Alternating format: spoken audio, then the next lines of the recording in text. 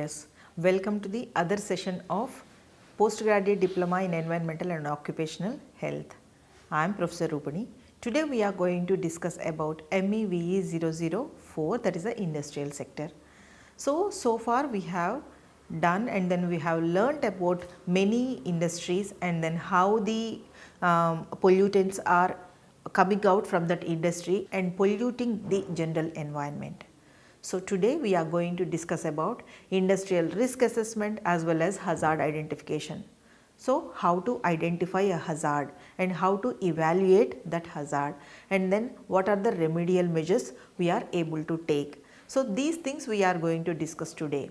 So one of the root causes of the workplace injuries, illnesses and incidents is the failure to identify or recognize hazards which are present or that could have been anticipated prior to that operation.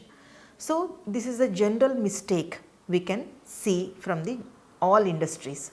So a critical element of any effective safety and health program is proactive ongoing process to identify and assess that sort of hazards.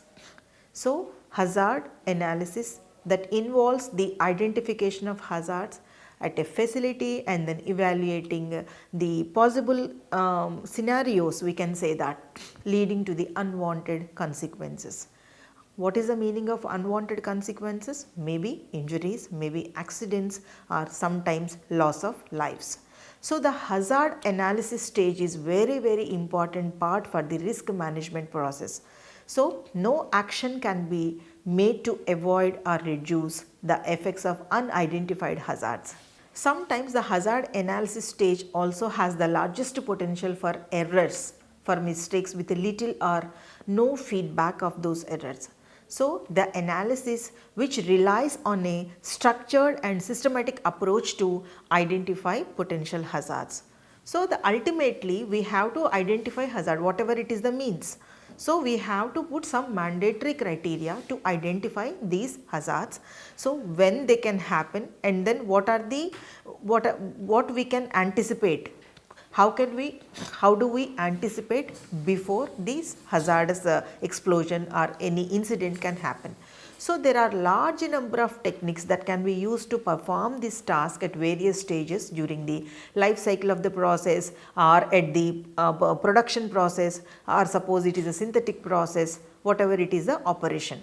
So to identify and assess hazards, employers, that means the owners and workers, the employer should collect and review the information about the hazards which are present or likely to be present in the workplace.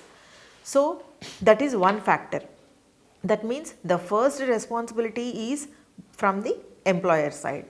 And the second is need to conduct initial as well as the periodic workplace inspections of the workplace to identify new or recurring hazards.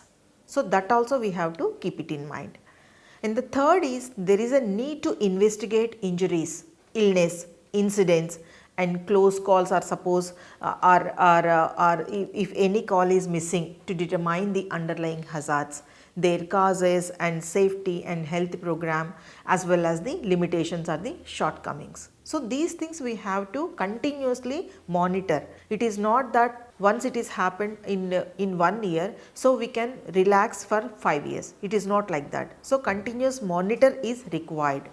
And also need to group similar incidents and identify trends in injuries and illnesses and hazards reported.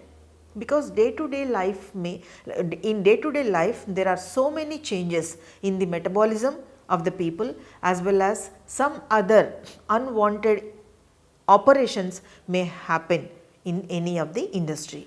So need to consider hazards which are associated with the emergency or non-routine situations.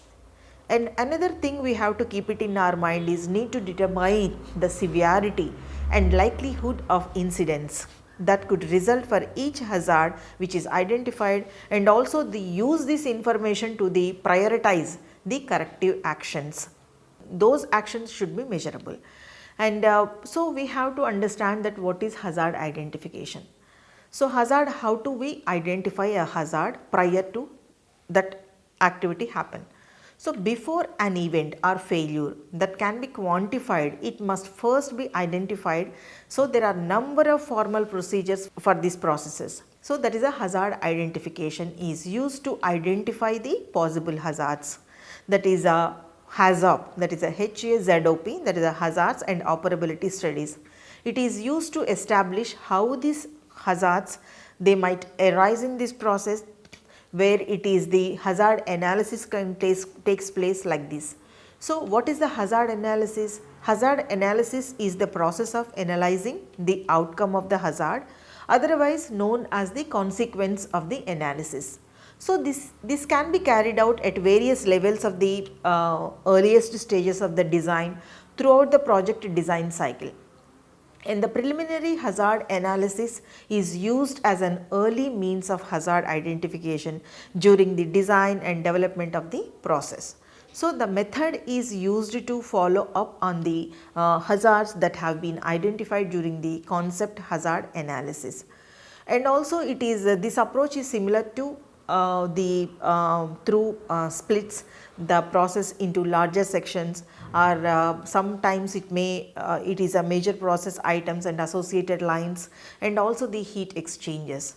So this technique requires a minimum level of knowledge before it can be performed. So what are the minimum level of knowledge? That is the notes on the dangerous reactions and side reactions, what type of reactions in that particular industry or the particular equipment which we are operating it, and also the data on the hazardous material, and the process of flow diagram that shows the control measures as well as the safeguards, or an initial planning as well as the development ID. And also sometimes the equipment specification should be properly acknowledged on sheets of papers, or we have to paste it on the walls on that particular area. And notes on the inventory levels, this is the most important checklist of any of the industry. And then any available operating information that also has to be displayed. So the assessment that starts with the examination of the dangerous disturbances of that particular industrial plant. Maybe sometimes there are disturbances which are resulting in the rupture or sudden exceeding mechanical limits.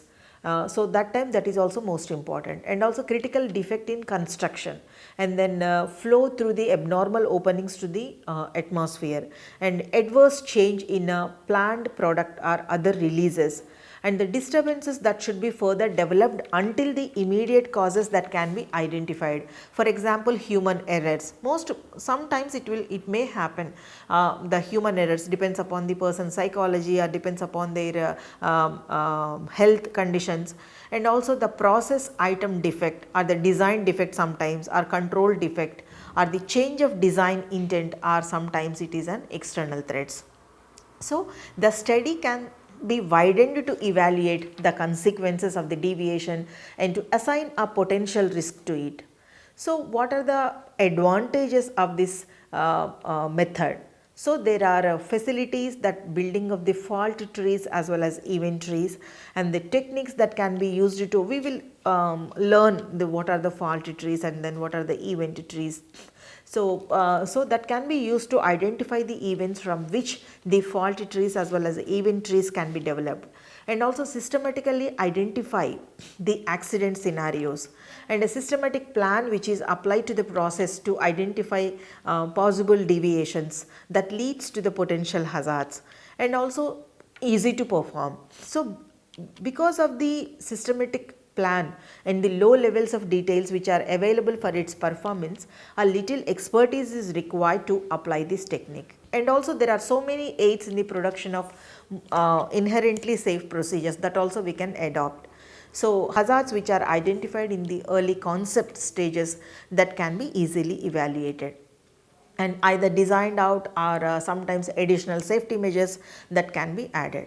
So are there any disadvantages for this procedure? Yes, some disadvantages are there. They will not identify all the causes. It is common for each and any of the industry. Due to the initial evaluation of the plant, enough information might not be available at that establishment section, and also the causes of the hazards. And also it will only identify and examine the major hazards. when the technique is generally applied, only minimal information is available, and also major hazards can be identified. So next is a HAZOP. So a hazard and operability studies.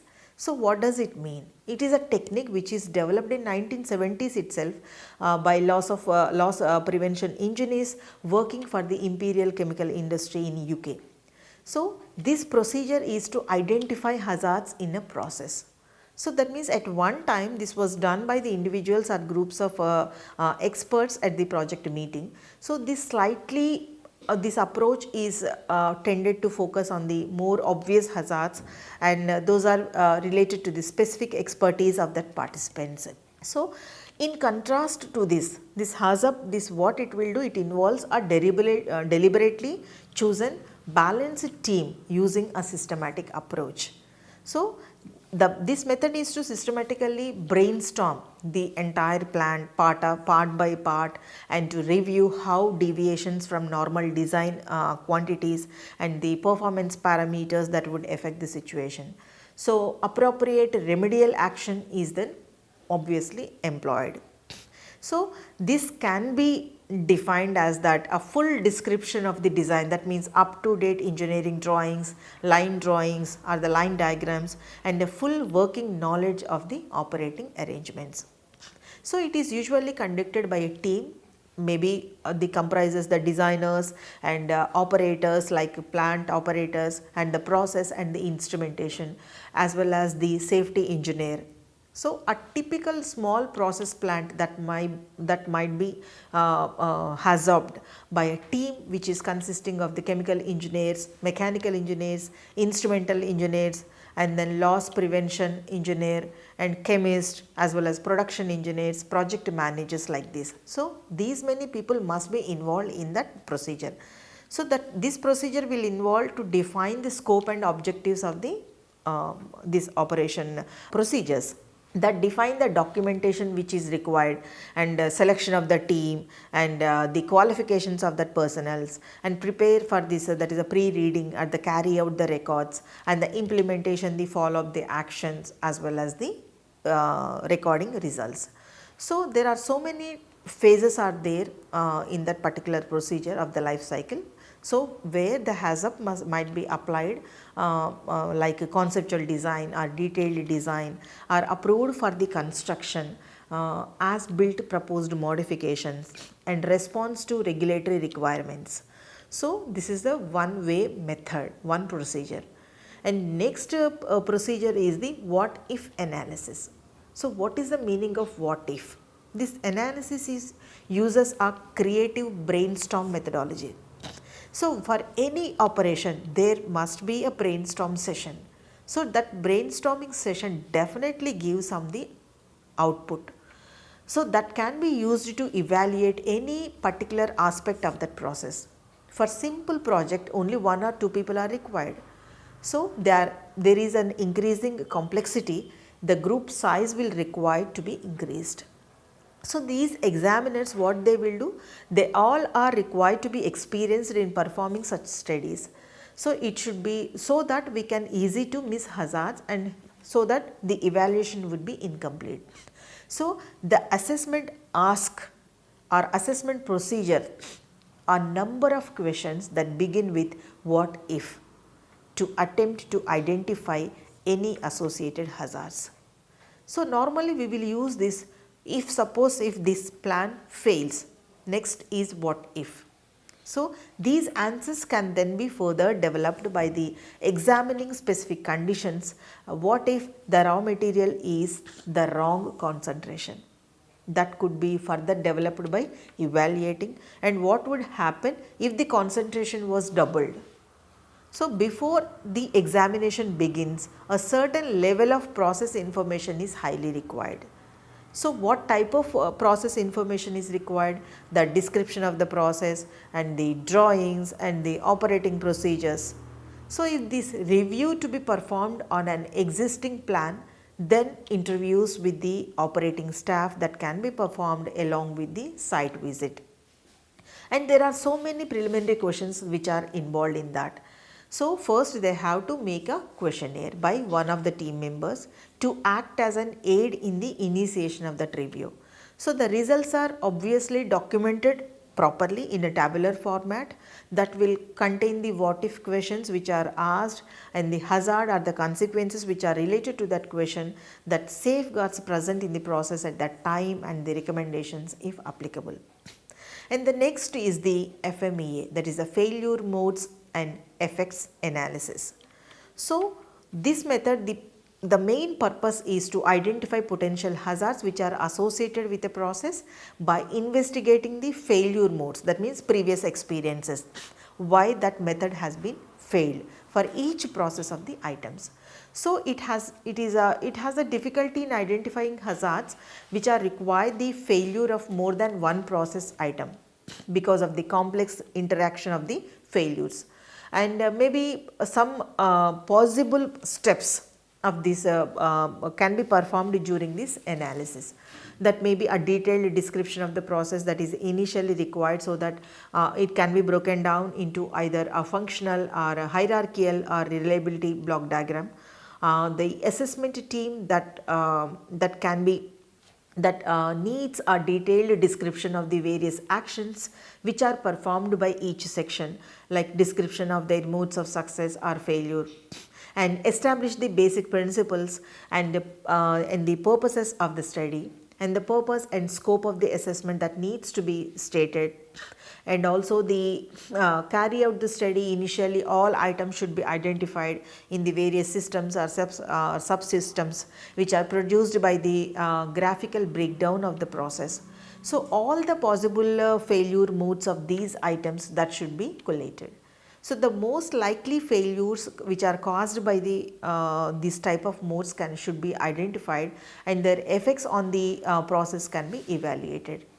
And reporting the result is the next item. So the reporting items what we have analyzed so far should include the diagrammatic depiction which are produced in the stage, a detailed record of the analysis, or a summary or recommendations, and indicating the possible improvements. And what are the advantages of this procedure? So they may perform a systematic review of the process, a detailed methodology, and is available to assess the plant item by item. Are there any disadvantages of this one? Yeah, one or two disadvantages are there.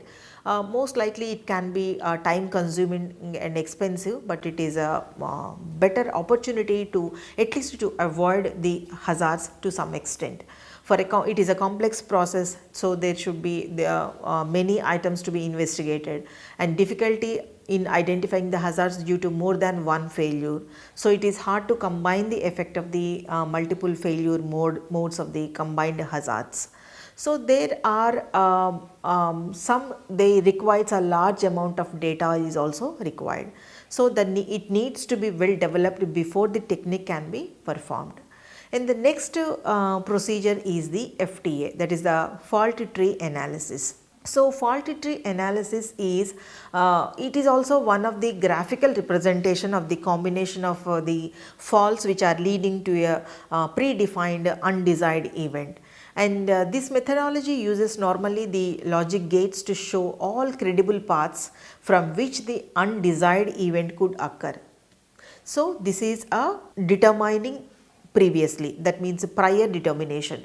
So the fault tree is developed from the top down, that means from the undesired top event to the primary events that is initiated the failure, and the logic gates which are indicating the passage of the fault logic up to the tree. This event should be traced back until it cannot be developed further, either due to the lack of knowledge or because of no other causes can be identified. So the logic gates predominantly consist of AND and OR gates, that is a modified version, we can say that. So to indicate if the preceding events that require either one or a number of failures to occur. So once the fault tree has been fully developed, the frequencies or the probabilities that can be designed to each primary event, and also by following the logic in the diagram, the risk associated with the top event that can be calculated, and the assessment is also usually completed in 6 stages. So, those 6 stages are most important. The first one is the definition of the scope of the analysis, that means it defines the purpose and the extent of the assessment. And the second one is the familiarization with the design, functions as well as the operations of the process. That means the process should be designed so that all that of the members of that assessment team should be understand it properly. And the third one is the identification of the top event. So, that means any event that is appropriate to be assessed using the fault tree methodology, that should be identified, and also the onset or the existence of the dangerous condition or the inability of that particular system to provide the desired performance. And the fourth point is the step, we can say that the construction of the fault tree. And the fifth one is analysis of the fault tree, and the sixth one is the documentation of the results. So, the documentation is properly and is also the all the evidences of the work which are performed by the assessment team should be incorporated point by point. So, the advantages of this fault tree is the an agency of the health and safety executive, we can say that it is able to produce the quantitative results and the probabilities or the frequencies that can be allocated to the initiating conditions, and it shows a logical representation of the sequence of the events, and also it can be used to assess a wide range of failures. And some disadvantages are also there for this one, because it is a time consuming, it is a common disadvantage, and it is expensive for complex systems, and an experienced assessment team should be required to evaluate the errors in the logic that can be made. So, and some top events might be missed. Time and effort is required to identify all the top events. So these are some of the disadvantages. And next we will see that one of the tool to identify as well as assess, that is a cause consequence analysis, CCA. So it combines the hazard identification as well as the quantification methodology of fault tree analysis with event tree analysis. So, with the use of this event tree methodology, the cause consequence analysis is able to investigate the incident, that is past the hazard, that is the item rupture, and also to the possible consequences, maybe it may be the fire accident. So, this methodology is graphical, and once it is completed, the consequences can be related back to their causes also. And it is also there are 6 stages are there in this CCA. So, first one is the select, to select the event or type of accident, and second one is the identify the safety functions which can be influence the course of incident or a situation which is resulting from the event. And the third one is develop the accident path resulting from the event. So there are some accident paths are constructed based on the success or the failures of the safety functions. And the fourth one is to develop the initiating event and the safety function failure event to determine their basic causes. So that means there are so many following techniques must be used in the fault tree analysis and produces similar results. And the fifth one is evaluate the accident sequences, the minimal cut sets. There is a smallest group of events that can be that can occur in the appropriate sequences. So this is used to replace the previously developed diagram that can be produced for after the event. And sixth one is the documentation. So all the information used and which are the results, all the results which are produced should be supplied along with the discussion of the consequences and the evaluation of the significance of the accident sequence. And there are many advantages are there, that it is able to produce the quantitative results and examines both the causes and the event as well as the consequences, and it can be used to assess a wide range of failures, and most causes for the hazard like human errors are the process, hardware or the software that can be evaluated by the this technique. And disadvantages of this procedure is especially time consuming and expensive for complex system. Of course, all disadvantages are more or less common to all these procedures. So, and also the experience is required to identify the appropriate relationship and logic between the causes or the errors, and also the care must be taken to identify all the events which are associated with the process.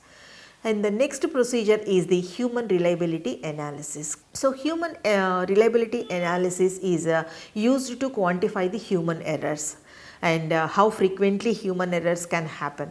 So, it is there are so many stages are there, like defining the system failure of interest and list out and analyze the related human operations, and estimate the relevant errors as well as the probabilities, or estimate the effects of human errors on the system failure rate, and recommended changes to the system, and recalculate the system failure probabilities. So, the first two stages are performed during the task analysis, and the results from such study can be incorporated into the final stages. So, there are so many advantages for this reliability analysis also. It allows the complex task to be analyzed in detail, and the techniques incorporate the task analysis so as to follow the detailed assessment of this one, and qualitative as well as the quantitative techniques can be allowed to limit the predictions of the human errors. And also the disadvantages, if we will consider, only applicable to human interactions with the process. That means this technique is specifically tailored to assess human errors in performing tasks, and also it is time consuming as well as the expensive, and relies on the availability of human failure rate data for the lowest level individual task, and they required skilled practitioners and also skilled team members which are required to produce realistic probabilities. So, these many procedures as well as tools are used in any of the industry to identify as well as hazard. So, I would like to conclude over here, that is, a hazard evaluation is defined as the identification of individual hazards of a system, determination of the mechanism by which that could give rise to undesired events, and evaluation of the consequences of these events on health, like public health, environment as well as the property. It uses qualitative techniques to pinpoint the weaknesses in the design and operation of the facilities that could lead to the incidents. And the method also discusses or the primary health hazard analysis we have discussed, and we have discussed the what if analysis and the checklist analysis, hazard operability studies, failure modes and effective analysis, and also the cause consequence analysis, human reliability analysis. Each method has their limitation as well as advantages. So, we have to regularly monitor these procedures and make necessary changes time to time. So, a subjective assessment of the various methods is discussed, and all these methods should be properly monitored, and and also we can execute properly, then we can definitely minimize the hazards in any of the industry. With these, I would like to conclude this session, and the next session we will come up with the another important aspect. Thank you.